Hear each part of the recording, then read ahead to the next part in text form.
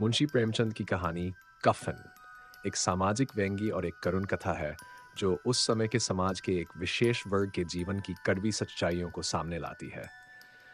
इस कहानी में घीसू और माधव दो मुख्य पात्र हैं जो एक ही परिवार के सदस्य हैं।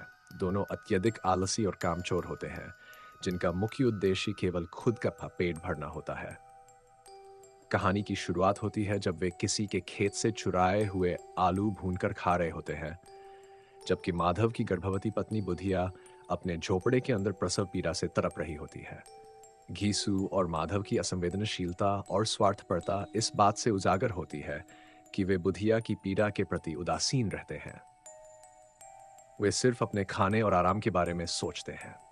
जब बुधिया की मृत्यु हो जाती है तो वे दोनों पाखंडपूर्ण ढंग से छाती पीटते हुए रोने लगते हैं और गांव के जमींदार और अन्य लोगों से उसकी अंत्येष्टि के लिए पैसे मांगते हैं। गांव के लोग जो उन्हें अच्छी तरह से जानते हैं फिर भी उनकी मदद करते हैं और कुछ पैसे दे देते हैं। इन पैसों से कफन खरीदने की जगह घीसू और माधव शराब और खाने पीने की चीजें खरीद लेते हैं। उनके लिए बुधिया की मौत सिर्फ एक बहाना बन जाता है जिससे वे अपनी निहायत ही स्वार्थी जरूरतें पूरी कर सकें।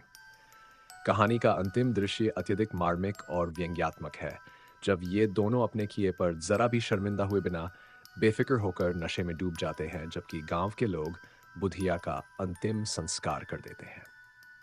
कफन कहानी समाज के उस वर्ग पर तीखा प्रहार करती है जो गरीबी, अशिक्षा और अमानवीयता के चलते अपनी नैतिकता और मानवीय मूल्यों को खो चुका है। मुंशी प्रेमचंद ने इस कहानी के माध्यम से गरीबी और सामाजिक विभाजन की विडंबना को बेहद प्रभावी ढंग से प्रस्तुत किया है। यह कहानी न केवल उस समय के समाज का आईना है, बल्कि आज भी यह सवाल उठाती है कि क्या हम अपनी मानवीय संवेदनाओं को बनाए रखने में सफल हो पा रहे हैं।